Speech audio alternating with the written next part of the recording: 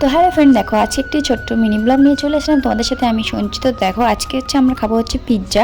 তার জন্য দেখো দিদি বাড়িতেই বানাচ্ছে, যেহেতু এখানে বাড়িতে সব কিছু নিয়ে এসেছে, বললো যে বাড়িতে বানালে অনেকগুলো হবে।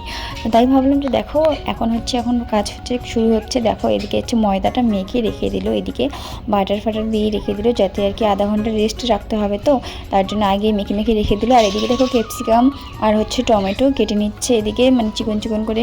তো এদিকে হচ্ছে টমেটো ক্যাপসিকাম দুটো আর কি কেটে নিচ্ছে সুন্দরভাবে। কাটার পরে সব কিছু রেডি করে তারপরে একবারে বসে পড়বে। আর এদিকে আবার পেঁয়াজও কাটতে হবে। আর পিৎজাতে দিতে হচ্ছে টমেটো আর হচ্ছে ক্যাপসিকাম আর পেঁয়াজ কুচি, আর লাগবে এখানে পনির। তো এদিকে দেখো পনিরও কেটে কেটে রেডি করছে টুকরো টুকরো করে, কারণ পনিরগুলোকে ভেজে তারপরে দিতে হবে, তার জন্য রেডি করছে। তো এগুলো সব কেটে নিয়ে দেখো পনিরগুলো ভাজা শেষ হয়ে গেছে। এখন হচ্ছে লঙ্কাগুলো, শুকনো লঙ্কা মানে চিলি ফ্লেক্সগুলো দোকানে পাওয়া যায়নি, তাই ভাবলাম যে বাড়িতেই যে গ্লাসে করে আর কি বেটে নিয়েছি। দেখো এইদিকে হচ্ছে আমাদের আধা ঘন্টা রেস্ট হয়ে গেছে ময়দাটার। তখন হচ্ছে ডোগুলো বানিয়ে নিচ্ছে ছোটো ছোটো করে, চারটে বানিয়েছে, দুটো আজকে বানিয়েছে আর দুটো রেখে দিয়েছে যাতে আর কি পরের দিন খাওয়া যায়।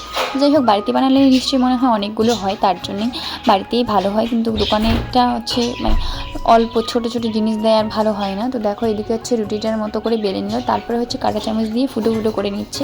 আর তোমরা তো অনেকেই জানো যে পিৎজা কীভাবে বানায়। তো যাই হোক, হোমমেড পিৎজা তোমাদের সাথে শেয়ার করছি যে কেমন হয়েছে সেটা দেখার জন্য, ঠিক আছে। আর এদিকে দেখো আমি হচ্ছে দুইটা কড়াই আর কি লবণ দিয়ে দিচ্ছি আর কি, এই লবণই আমাদের হবে, কারণ এখানে তো ওভেন নেই, তো তার জন্য এখানেই হয়ে যাবে ভাপ দিয়ে। এইদিকে দেখো এদিকে সস দেওয়া হচ্ছে, পিৎজা সস আর টমেটো সস, দুটো সস দেওয়ার পরে এখন হচ্ছে দিচ্ছে চিজ, ঠিক আছে।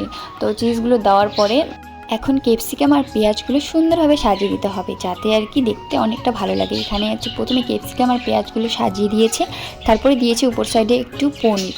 তো আর খুবই ভালো লাগছিলো দেখতে অবশ্যই। এই যে দেখো কেমন হয়েছে, কালারগুলো তোমাদের দেখাচ্ছি, সম্পূর্ণটা তোমাদের সাথে শেয়ার করছি। আর কেমন হয়েছে আর টেস্টটা কেমন হয়েছে সেটা আমি তোমাদের সাথে অবশ্যই শেয়ার করবো, ঠিক আছে।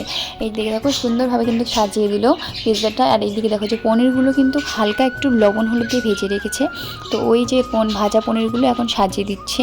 যেহেতু আমাদের দুটো আছে তার জন্য মানে অর্ধেক এটাতে দিচ্ছে আর অর্ধেক দিচ্ছে পরেরটাতে, ঠিক আছে।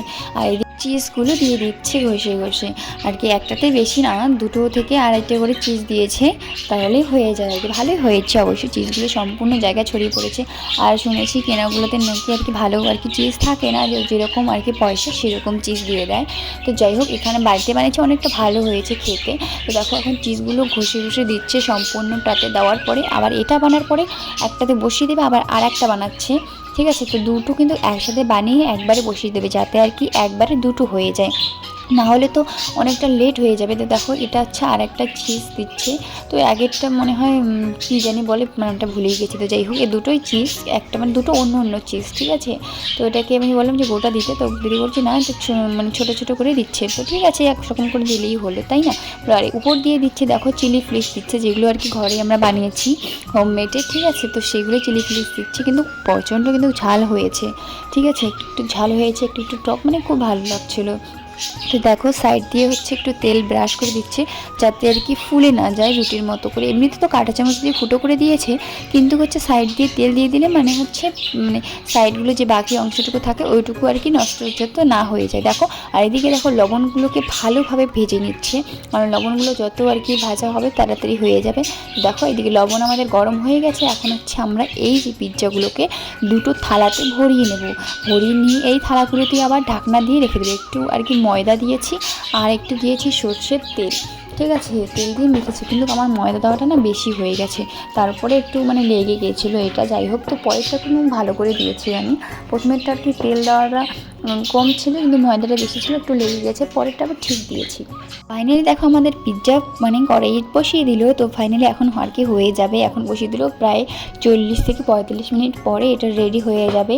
তো এখন এটাকে হচ্ছে ঢাকনা দিয়ে রাখতে হবে, যাতে আর কি তাড়াতাড়ি হয়ে যায়। এদিকে দেখো আমাদের আর একটা পিৎজা হচ্ছে রেডি হচ্ছে। এখন এই যে এটা আবার থালাতে আগে বসিয়ে নিয়েছে, তারপরে রেডি করে নিয়েছে, কারণ আগেরটা একটু অসুবিধা হয়েছিল। দেখো এটাও সুন্দরভাবে রেডি করা হয়ে গেল, আবার এটাও এখন বসিয়ে দেবে ওই যে সেম পদ্ধতিতে। ওই যে শিলনোড়া দেখছো, ওই শিলনোড়া দিয়ে একটু হাঁপিয়ে বসিয়ে দেবে। এই দেখো আমাদের পিৎজা রেডি হয়ে গেছে। তো কেমন হয়েছে দেখতে অবশ্যই কমেন্ট করে বলবে, ঠিক আছে। খেতেও কিন্তু দুর্দারুণ টেস্ট হয়েছে, আর দেখো কত সুন্দর হয়েছে পিৎজাটা দেখতে, কিন্তু প্রায় অনেক অনেক অনেক ভালো হয়েছে। আর দেখো এদিকে এসে সবাই মিলে এখন খাচ্ছি আমরা। তো আমি খেয়ে রিভিউ দিচ্ছি কেমন হয়েছে বলছিলাম, ঠিক আছে। তো আমার তো খুবই ভালো লেগেছে, একটু ঝাল ঝাল লেগেছে। তো যাই হোক, এদিকে হচ্ছে সবাই খাচ্ছে, এদিকে আছে অর্পণ, ওই দেখো বসে